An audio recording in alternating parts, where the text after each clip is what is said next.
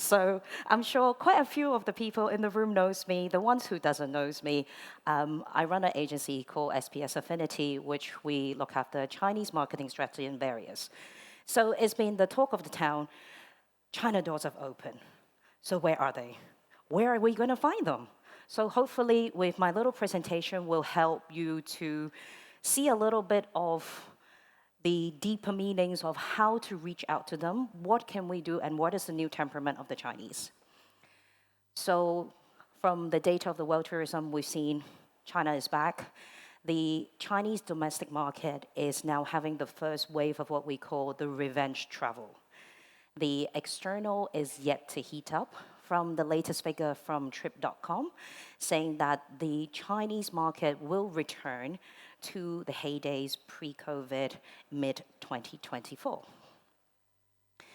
So is a few headliner news we've seen recently that is no stranger to a lot of you folks out there in the room with all the Chinese deals. BRIC obviously is the pinnacle of the recent engagement with the Chinese businesses. So Chinese business landscape, obviously after President Xi came for the huge sign-up of the 50 billion with the region in December. So where are they investing? What are they doing? So Tencent is the company behind the super app called WeChat, have now set up the first cloud computer data center in Bahrain. And then Alibaba Cloud obviously have come in. They have the huge headquarters at CAF in Riyadh. So they're very much homing in on all the new technology that the region are striving for, from AI, electrical cars, various other things.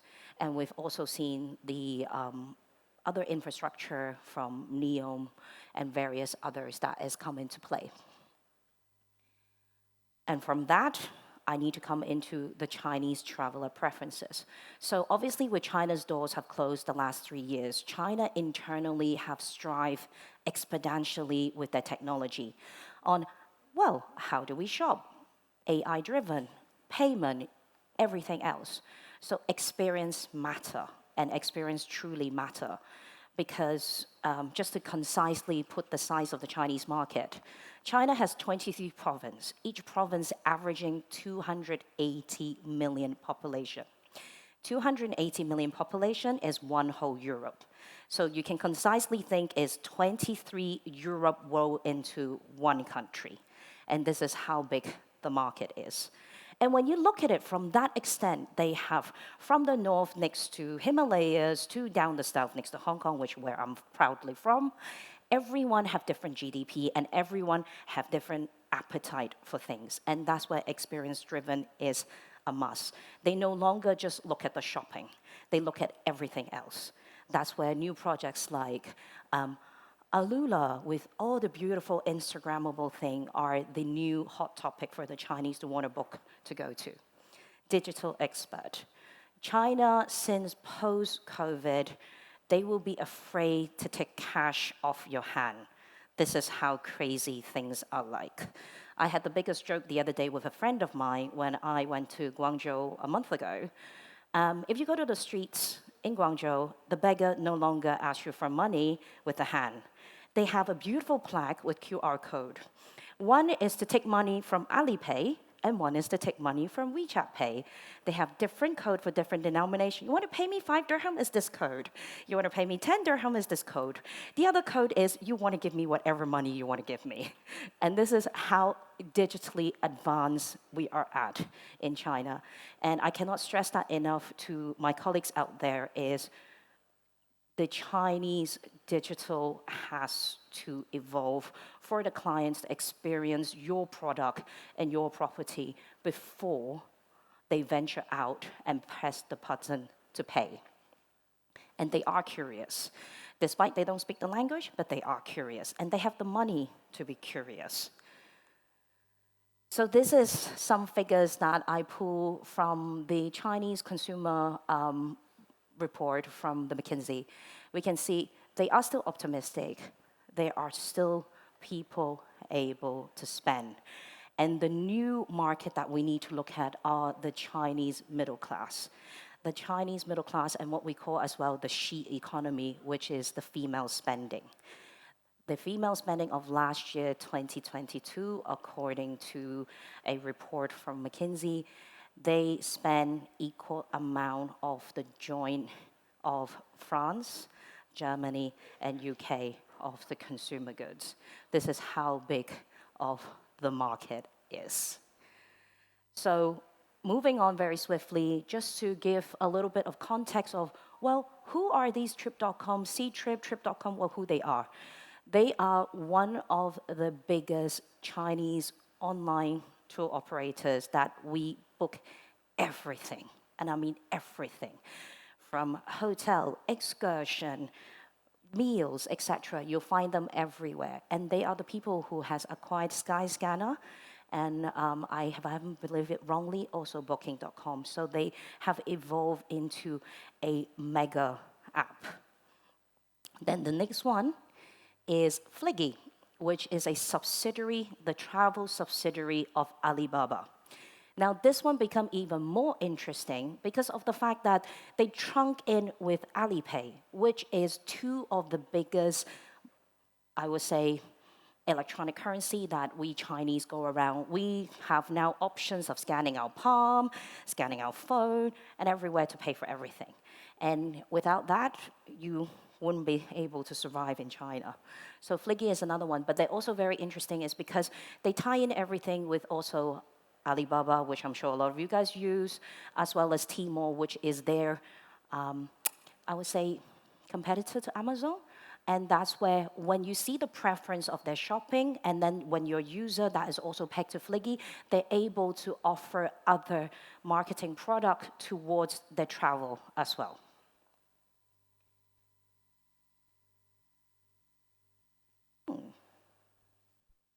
So, WeChat, the super app. Everyone been asking, well, what is WeChat? What is WeChat? What is WeChat? So WeChat is the everything and everything that we use in China, from phone, WhatsApp, blog, everything else. In 2018, the data is staggering. Is 1 billion active user monthly. And that number has gone up another 30%. So I'm showing you examples on the sides that of the various ones that has been established, from Emirates Airline to Amani Hotel. Sorry. And how the way it evolves is we have the blog posts as well as the various way to look at from booking, etc., because it has the medium of e-commerce.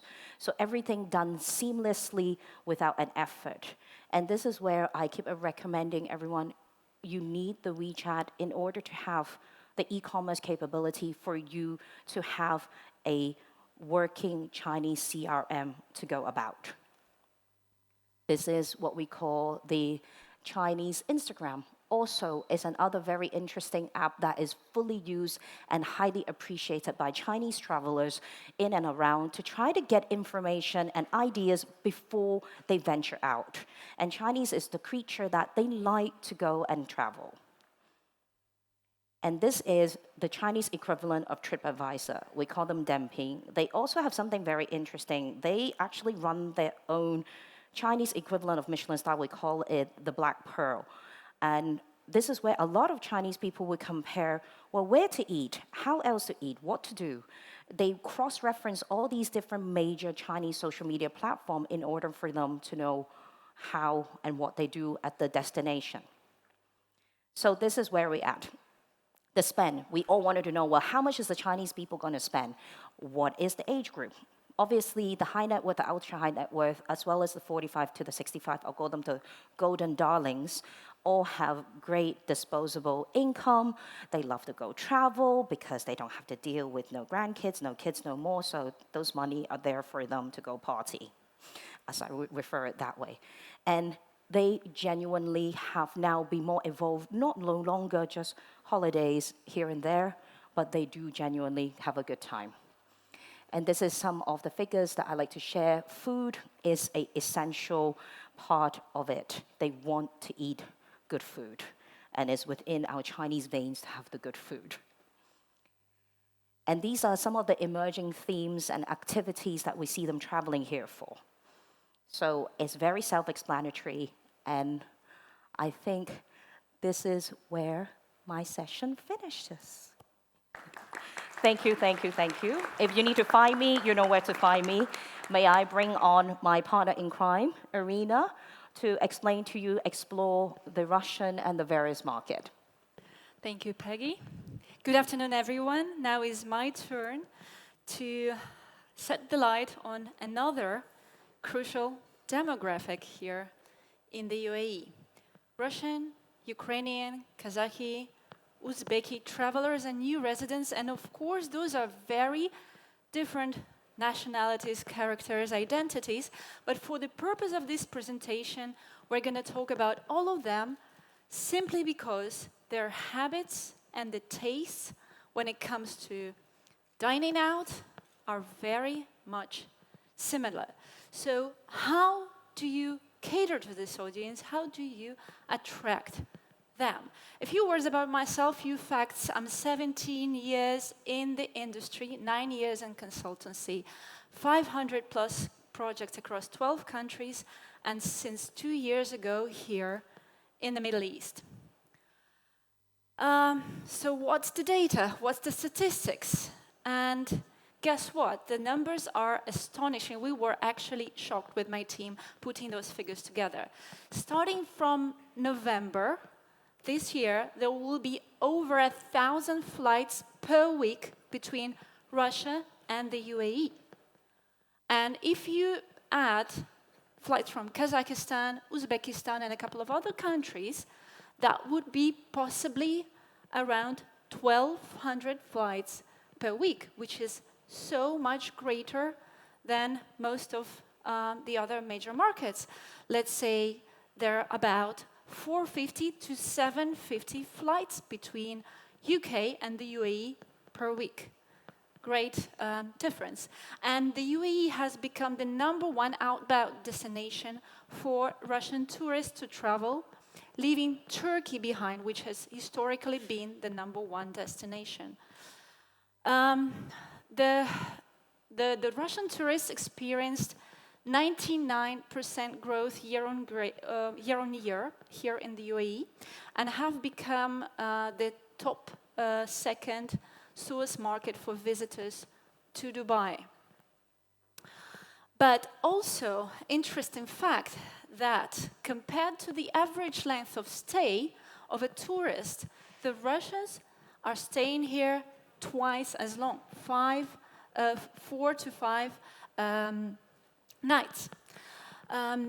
Possibly because the Russians are traveling here mainly for leisure and other nationals are coming mainly with business purposes. That's my hypothesis. How many are they? About 500,000. Various sources vary, but there's possibly about 500,000 permanently living Russian-speaking people in Dubai. But what is different between most of Europeans permanently living in Dubai and this new demographic? The fact is that most of the Europeans and people like myself are coming here to work and make money.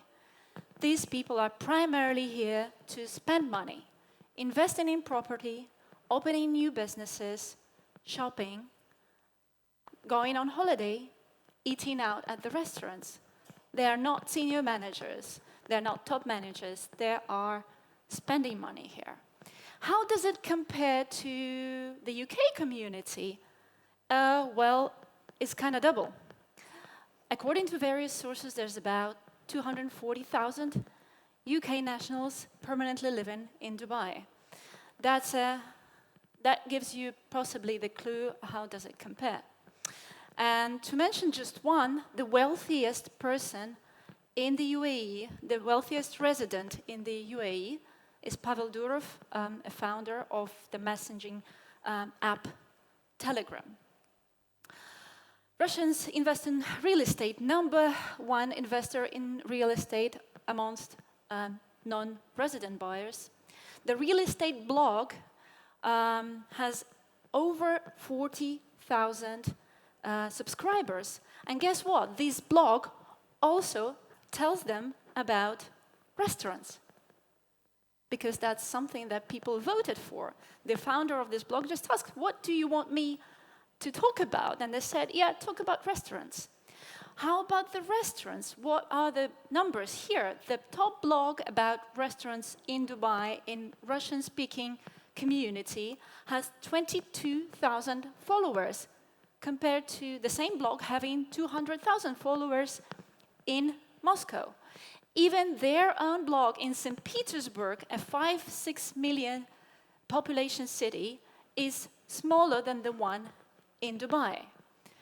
So what can we do to actually get this audience in?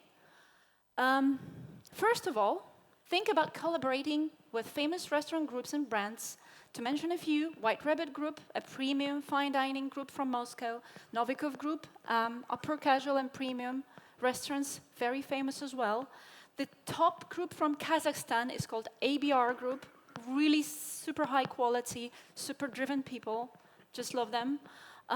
There's a number of Ukrainian restaurants in the UAE to also look at, and sadly, Argentina Grill and Yoy are both at the Palm, and the second Argentina Grill was at La Mer, and 3 restaurants from the same owners are not longer going to be active in the market. So if you have, and your hotels may have some spaces to support the founders, the owners of these businesses, please do let me know.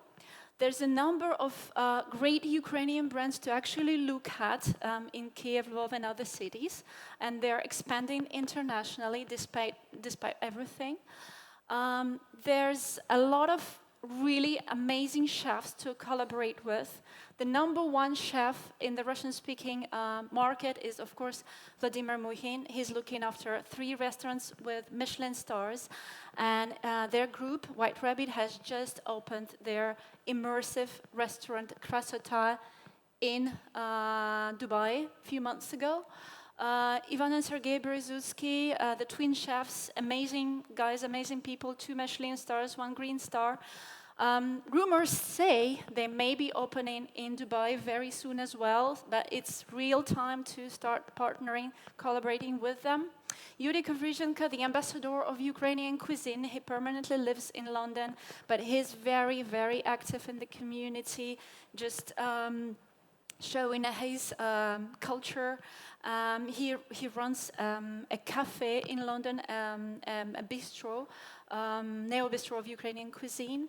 Very famous guy, Alona Solovichenko. She is here in Dubai, and she's an amazing influencer for both Ukrainian and Russian community, because she has worked many years in famous restaurants in Moscow. Ruslan Zakirov, an influencer for both Kazakhstan and St. Petersburg. He has moved from St. Petersburg to Kazakhstan, where he has become one of the most recognized chefs. The audience appreciate all-day casual concepts that are not very often found here in the UAE. Let's say you can start with your breakfast in this cafe, then have somebody for the business lunch, and then invite your wife for a dinner, and then have drinks in the same place. It's not very common here, but it's very, very common in Moscow, St. Petersburg, Almaty, and Kiev. So look out for these type of concepts, casual and truly all-dine concepts, family concepts. People love to go out with their kids, have their kids play in the playing grounds, and there's amazing number of family concepts with fantastic playgrounds, really like cities for the kids to play at. There's a number of brands already here in Dubai, like Masha and the Bear, very successful concept at JBR and Dubai Mall, and Osteria Mario at Dubai Hills Mall, both with amazing playgrounds. Georgian cuisine is number 1 popular cuisine amongst the Russian-speaking audience, and there's clearly not enough Georgian restaurants in this country. So look out for Silk Hospitality, and we as a consultancy are representative of this Georgian restaurant and hotel group here in the Middle East. So they have a number of restaurants that are available to bring in as a franchise.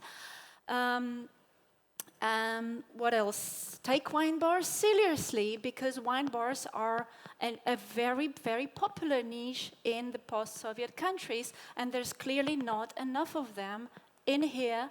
Introduce popular drinks and dishes. Matcha latte, burrata.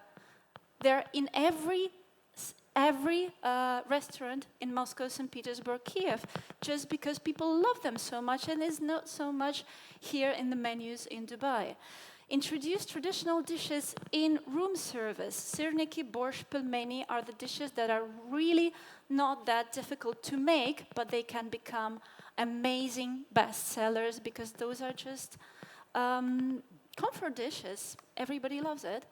The flavors are less spicy, clean flavors, creamy taste, moderate portions. So the profile that the Russian-speaking audience is looking for is not as strong. The flavor profile not as strong, but it has its own absolute characteristics. Employ Russian staff, translate your menus. That's quite obvious. Use particular marketing channels. Telegram being the #1 marketing channel for the Russian-speaking audience across most of the countries that I've been talking about.